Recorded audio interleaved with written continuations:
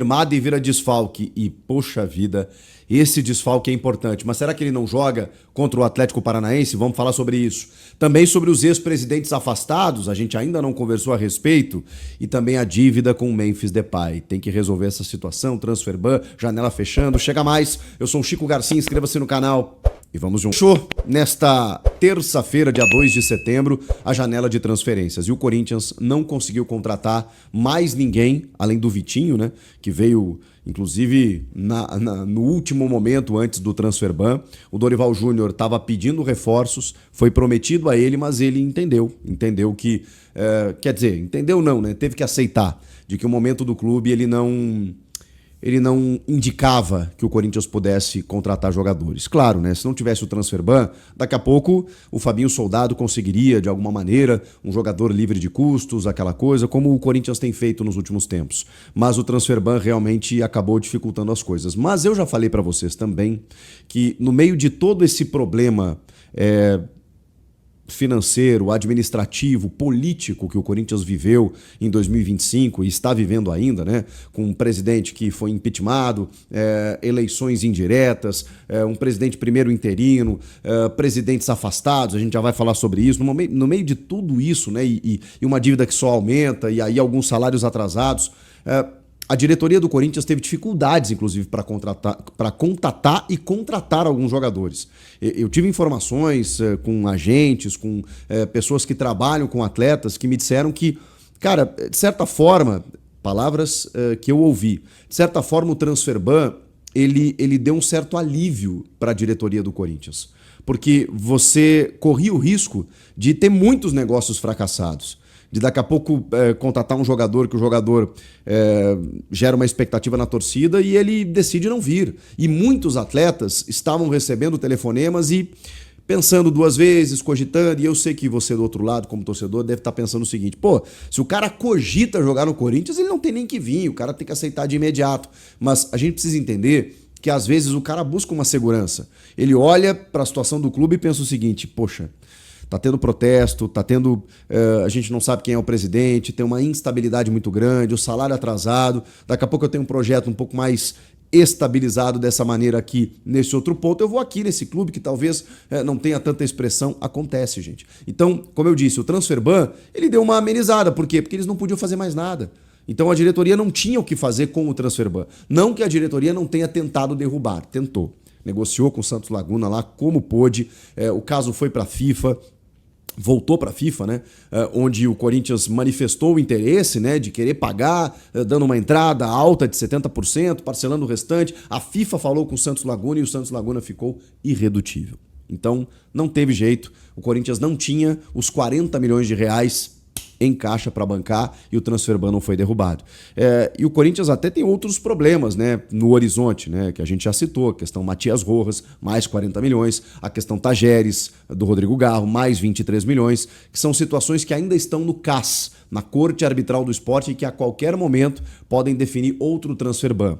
E se os transferbans eles continuarem, não é que o Corinthians está tranquilo, aí que mora o perigo. Você pode começar a ter outro tipo de sanção, como perder pontos na sua liga. Perder pontos significa até, daqui a pouco, num caso mais extremo, um rebaixamento. Bom, aí o Corinthians vai ter que tirar dinheiro de alguma maneira, vai ter que pedir empréstimo, vai ter que fazer uma loucura, vender um jogador que não queria, porque não vai ter jeito, vai ter que arrumar esse dinheiro se chegar nesse ponto, nesse nível. Ainda não chegou. Pois bem, diante de tudo isso, já que a gente está nesse assunto, o Ministério Público fez algo que o Conselho Deliberativo do clube não havia feito até então. Com uma medida cautelar, pediu o afastamento dos 3 últimos presidentes do clube: André Sanches, Duílio Monteiro Alves e Augusto Melo. O Augusto, por ter sido impeachmentado, ele já perdeu todos os seus poderes políticos e ele já está afastado de todas as suas funções e atribuições que ele poderia ter dentro do Parque São Jorge. Ele não pode mais pisar no clube. Isso, né, enquanto impeachmentado. Mesmo assim, o MP definiu esse afastamento por precaução, né, para que, sei lá, daqui a pouco muda o estatuto, tem uma manobra jurídica, sei lá, qualquer coisa o MP já pediu também do Augusto Melo. E dos outros dois, enquanto acontecem as investigações dos cartões corporativos, das notas fiscais, tudo isso que a gente noticiou nos últimos tempos, né? Do Andrés tentando até pagar um valor, né? Não, esse dinheiro, eu me enganei e tal, tá aqui, 15 mil reais, 8 mil reais aqui, as notas fiscais do Duílio, né? Lá em Fortaleza, quando o time foi jogar lá na Sul-Americana, com remédio até para disfunção erétil, pois é, essas coisas aí, tudo isso está em investigação, enquanto isso o MP pediu algo que o Conselho já deveria ter feito. Baniu esses caras momentaneamente, né? Baniu, na verdade, é um termo mais definitivo, então o termo correto é afastamento. Afastou do Conselho Deliberativo e do Conselho de Orientação, o CORE.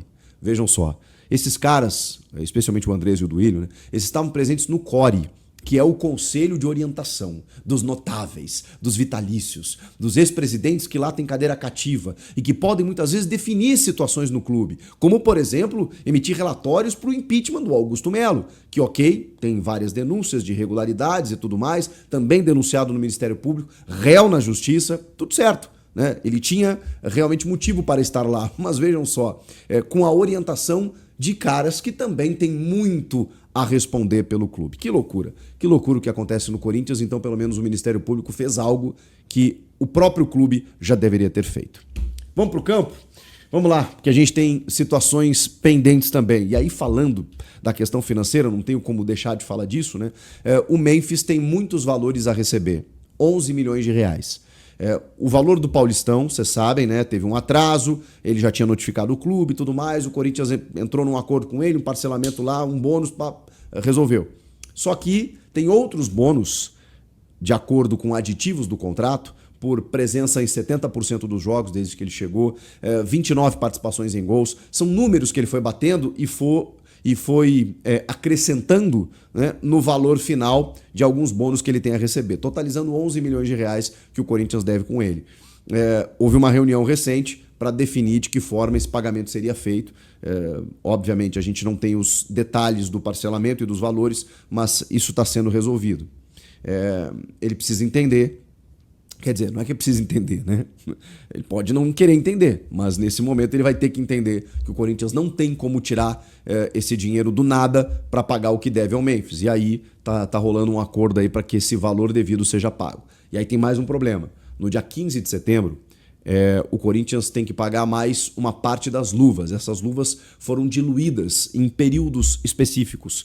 No dia 15 de setembro vence mais uma das luvas no valor de 1 milhão de euros. E aí a gente está falando de mais de 6 milhões de reais. 15 de setembro vence mais esse valor devido a Memphis Depay.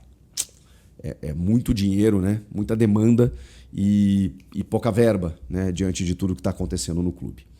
Agora sim, dentro de campo, que notícia ruim assim. Não é uma lesão grave do Ranieri, é uma lesão muscular no posterior da coxa esquerda, uma lesão que ele já teve. Aquela lesão que fez com que ele saísse com 15 minutos ali do segundo tempo do derby. E até, se vocês vão lembrar do vídeo que eu gravei aqui no pós-jogo, para mim foi um grande problema do jogo naquele momento, no segundo tempo, porque embora o Maicon tenha jogado muito bem, o Bidon também acho que fez uma boa partida, o Ranieri é o cara ali na frente da defesa, é o cara que resolve os problemas do time. E naquela região ali entre linhas, o Palmeiras deitou no segundo tempo, teve muita liberdade, controlou as ações e poderia até ter vencido. Em alguns momentos, né, se aquela transição ali de passe fosse um pouquinho mais ajustada, o Palmeiras teria chegado ao seu segundo gol. E o Ranieri, ausente ali, fez muita diferença. Então, para mim, ele é um cara imprescindível no time hoje, até pela sua identificação, pela maneira de jogar, pela maneira como ele se doa para o time. É um desfalque que não tem substituto, não tem um cara com a característica do Ranieri. E a grande preocupação é o jogo da volta contra o Atlético Paranaense na Neoquímica Arena. O Corinthians tem uma vantagem, ganhou o jogo fora de casa, tá tudo certo, e aí dá para compor ali. Acho que o Atlético não deve oferecer grandes riscos, né?